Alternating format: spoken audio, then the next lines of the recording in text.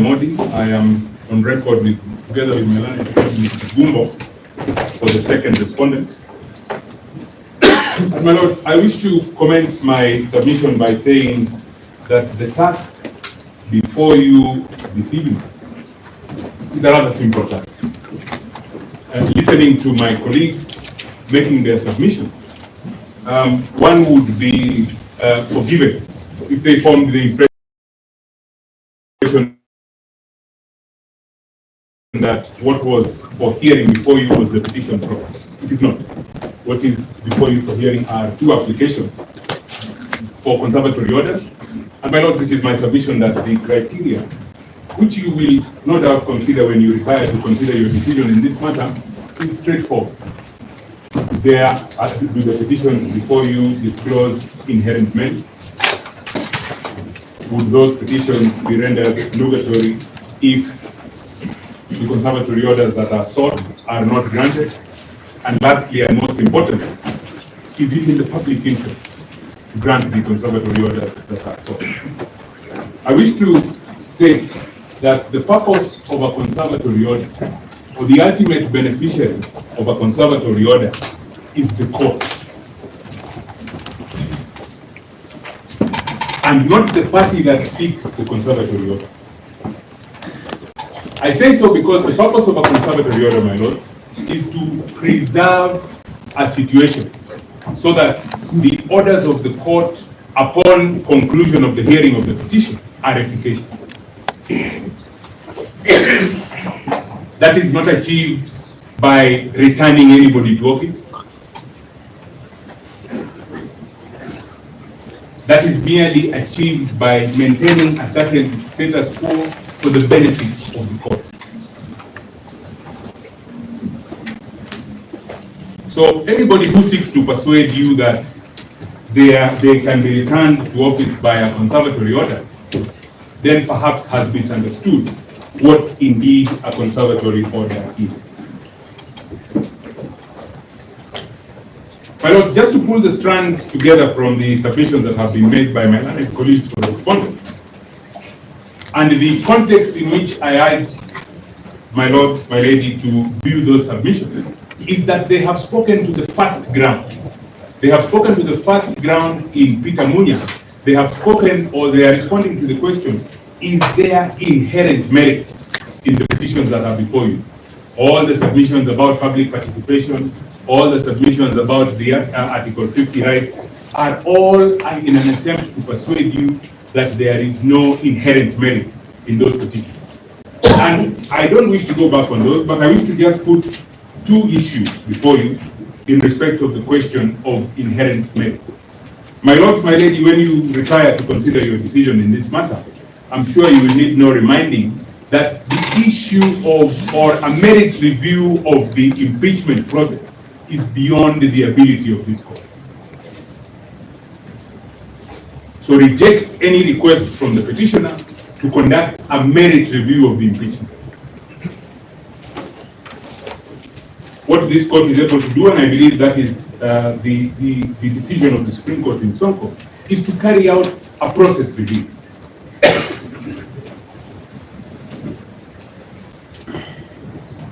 And so that you are, so I then submit that in determining whether there is inherent merit, this court must then constrain itself to carrying out a process review.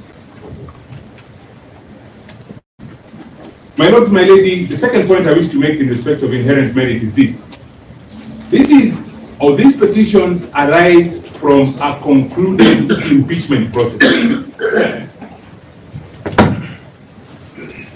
In that impeachment process, as you have heard, there were 11 grounds for impeachment. From those 11 grounds, the Senate rejected 6 and confirmed 5. Out of those 5, 3 grounds, and those are grounds 1, ground 5, and ground 6, turned on the conversation or the issue that has come to be known as the shareholder narrative. Now, first petitioner does not deny that he said those things that he is alleged to have said. It is my submission that there being no denial as to those utterances from the first petitioner, he acknowledges that he said them.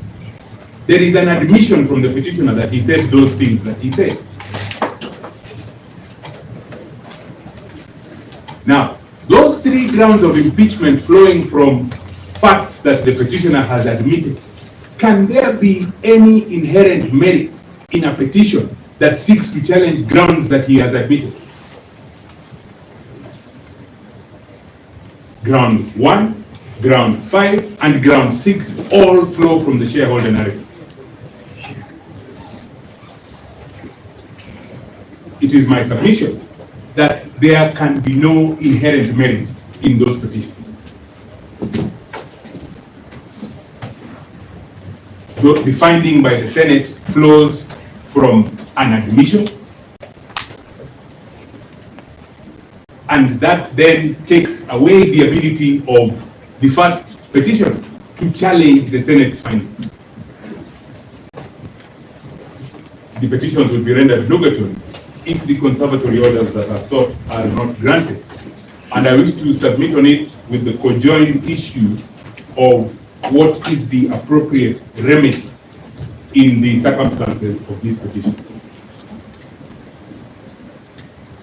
My lords, my ladies, in my preparation for my submissions before you this evening, I came across a pitch of a decision. And I wish to persuade you that the applications before you are for dismissal. And I wish to persuade you by reference to the notices of motion that are before you and to decisions of this court that have been rendered in respect of similar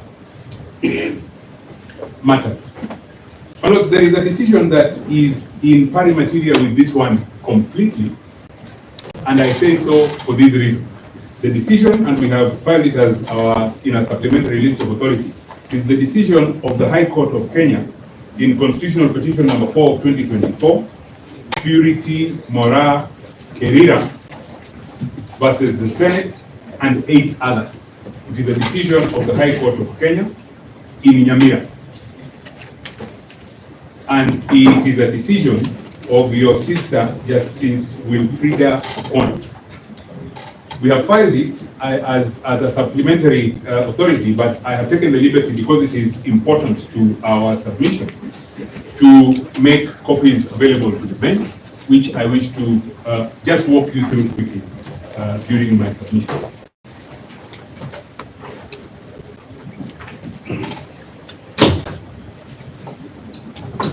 My lords, I submit that that decision is in pari materia with this one for the following reason.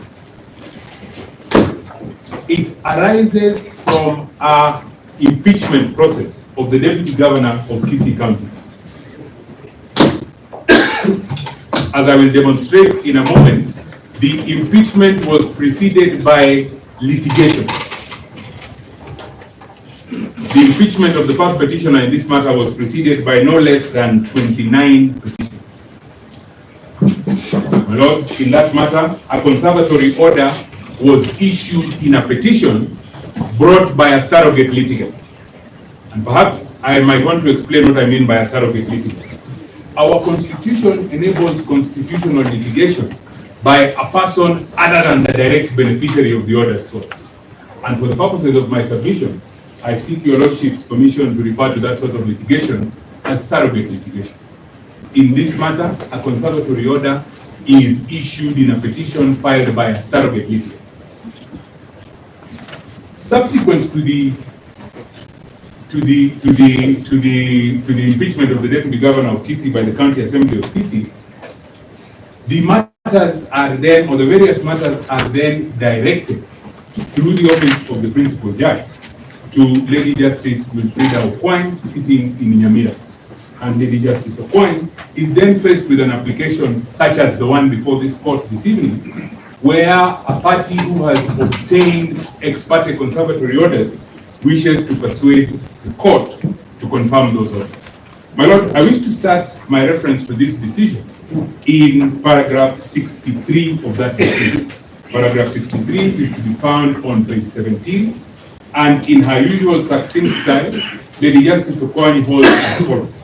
My attention is drawn to the use of the term "and" in the above cited decision, which connotes that the parameters set for the granting of conservatory orders are to be considered conjunctively and not disjunctively. The decision she's referring to is the decision of Wilson Kibera versus the Judges and Magistrates Vetting Board. This is in paragraph 62, and it sets out the criteria for the grant of a conservatory order. She goes on to conclude in paragraph 63. This means that the failure to satisfy one parameter leads to the collapse of the entire application for the failure to meet the threshold set for granting of conservatory orders. And is used between the threshold issue, between the issue of inherent merit and nugatory.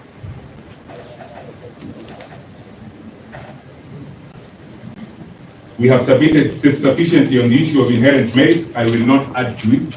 I will leave it to your lordships and your ladyship to decide. But I wish to state that in the petition before you, the petition would not be rendered nugatory if the conservatory orders sought were not granted. And I wish to commence that submission by reference to the notices of motion themselves. The first notice of motion I wish to refer the members of the court to is the notice of motion in petition 565 of 2024, where the first petitioner, the deputy or the former deputy president of the Republic of Kenya, is the petitioner. My colleague Mr. Gumbo has gone through the prayers that are spent and those that are live. But I want to focus on prayer 6 and prayer 7.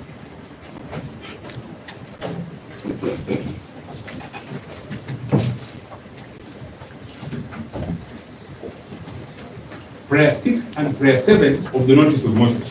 Prayer 6 reads, pending the hearing and determination of the petition, a conservatory order be issued staying the effect, implementation in any way, including by gazettement and by any person, of the vote resolution made by the Senate of Kenya on the 17th of October 2024, upholding the impeachment charges against the Deputy President of the Republic of Kenya, His Excellency Rigathi Gachagua. Prayer 7 says, pending the hearing and determination of the petition, a conservatory order be issued staying the implementation in any way, including by way of transmission to the National Assembly or the President of the or to the President of the Republic of Kenya, the vote/resolution passed by the Senate of Kenya on the 17th of October 2024, upholding the impeachment charges against Deputy President of the Republic of Kenya, His Excellency Rigathi Gachagua. My lords, my ladies, I wish to refer you now to the other notice of motion before you. That is the notice of motion in petition number 15 from Kerugoya. And I wish to refer you to prayer D in that notice of motion. Prayer D in that notice of motion reads as follows. Pending the hearing and determination of this petition, this honorable court be pleased to issue a conservatory order staying the implementation of the resolution passed by the Senate and published by Gazette Notice number 13,400 on the 17th of October 2024, removing the Deputy President of the Republic of Kenya, His Excellency Rigathi Gachagua, from office by way of impeachment. Those three prayers seek to stay the impeachment. Mr. Gumbo has submitted about the effect of the impeachment. I wish to refer you now to the finding of your sister, Lady Justice Wilfrida Okwany, in respect to those sort of prayers. My Lord, paragraph 71 of Justice Okwany's decision reads as follows. In the instant case, I note that the impugned impeachment process has already gone full circle, has been concluded, and a final resolution made by the Senate to impeach the 9th respondent. And again, here the Deputy Governor was the 9th respondent, and the petitioner was the surrogate respondent. 9th respondent, as at the time the instant petition was filed. It is instructive to note that the impeachment proceeded despite spirited attempts by the 9th respondent to stop the process through applications made in similar petitions that are still pending before various courts. That is not too dissimilar to this, and those are the petitions that are before you under the first cohort, petition 522. Paragraph 72. The question which arises is if this court can issue orders whose effect will be to stay the decision by the Senate to impeach the ninth respondent pending the hearing and determination of the petition. My finding is that since the Senate has already made a resolution, the court must exercise restraint and limit its intervention in the impeachment to hearing the merits of the petition.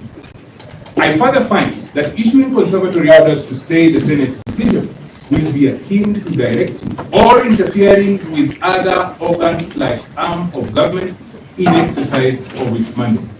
My lords, my ladies, in respect of the two prayers or three prayers that I have highlighted, I urge you strongly to adopt the same finding as Lady Justice Okwany in paragraph 71 and 72.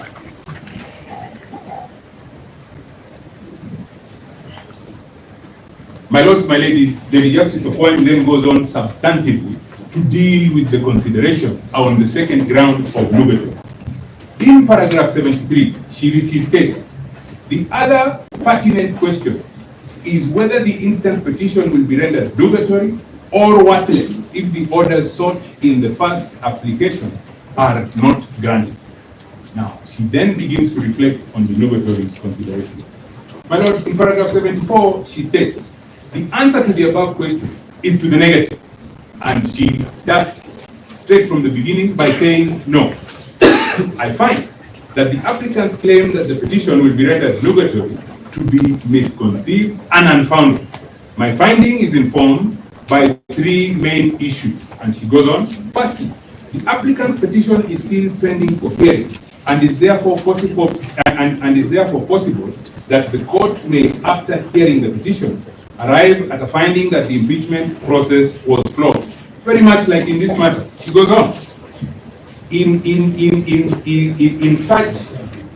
such an eventuality, the court may grant the petition and indeed the ninth respondent various remedies, including, and this is important, compensation for wrongful removal or reinstatement.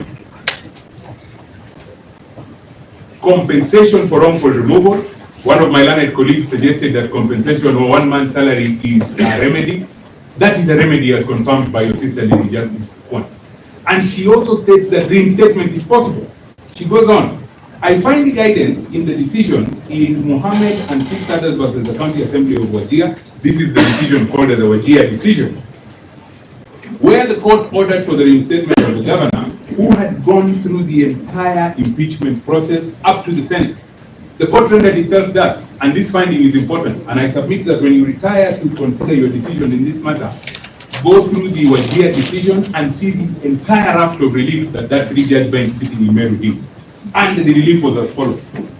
As appropriate consequential relief, an order of mandatory injunction is granted against the 8th respondent, Ahmed Ali Mukhtar. This was the deputy governor who had been sworn in as governor after the impeachment of the governor, compelling him to hand over and restore the office of governor of the county of Wajir to the 7th petitioner, Ambassador Mohammed Abdi Mahmoud.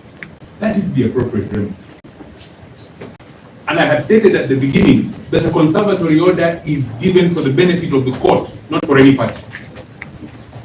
And if the court then has that ability, then there is no need, I submit, to then issue a conservatory order.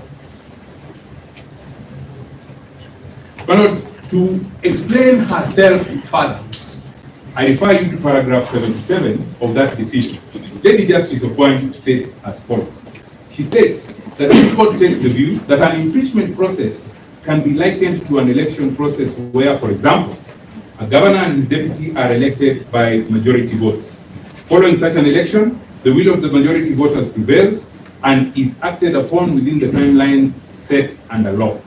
This is done through the gazettement and swearing in of the deputy governor, and his deputy, within the set timelines, irrespective of the existence of a petition challenge. In other words, the outcome of an election cannot be said through a conservatory order. Suffice it to say that if at the conclusion of the election, petition challenging such an election, the election court finds that the election process was marred with irregularities, then the election will be nullified and the aggrieved party granted suitable relief. Importantly, in paragraph 78 overleaf, in similar fashion, and as I have already stated in this ruling, if upon hearing the merits of the instant petition, this court finds in favor of the petitioner, then the ninth respondent will get appropriate remedy, which may include reinstatement to his position of deputy governor, as was held in the Wajir case. And I urge you to substitute deputy governor with deputy president. There is no difference in the position. He is a deputy to an executive office created under the Constitution. She concludes, I am therefore not persuaded that the instant petition will be rendered nugatory unless the conservatory orders granted sought are granted to the first applicant. My Lord, this is the same as in this matter. There are effective remedies. There is reinstatement. There is damage. My Lord, reflecting further on the issue, in paragraph 79, the last sentence, or the second last sentence beginning on the third line from the bottom, Lady Justice Okwany says the following. I further find that since the office of deputy governor is a public office, it does not belong to a specific individual. It follows that once the office holder is impeached, he has to give room to the next office holder, unless and until such impeachment is overturned or nullified by an order of the court. There is no difference in this matter. The office of deputy president is an office in the public service. It has been submitted that it is a trust. It does not belong. There is no right post impeachment that the first petitioner can claim to that. But profoundly, in paragraph 18, she concludes as follows. I find that in the circumstances of this case, the rights/interests of the people of Kisii, I urge the court to read the people of Kenya, to be represented and served by a duly appointed deputy president. Read deputy governor, read deputy president, following the ninth respondent's impeachment, far outweighs the prejudice, if any, that the applicant herein will suffer if the orders sought in her application are not granted.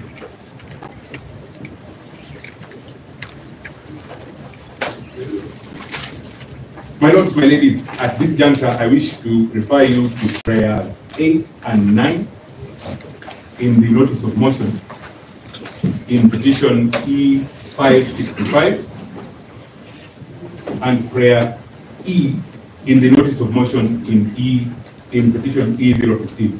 Prayer 9 says, pending the hearing and determination of the petition, a conservatory order staying the President of the Republic of Kenya, His Excellency William S. Ruto, from nomination of a person to fill the vacancy in the office of Deputy President. And 8, pending the hearing and determination of the petition, a conservatory order restraining the National Assembly of Kenya from discussing, vetting, voting, and or approving the nomination of the person submitted to the National Assembly made on the 18th of October 2024 by the President of the Republic of Kenya, His Excellency William S. Ruto, to fill the vacancy in the office of Deputy President of the Republic of Kenya. Prayer E in the notice of motion from Kerugoya is the same. In light of the findings of the USC Lady Justice Okwany in paragraph 79 and 80 of her decision, I submit that those prayers are untenable.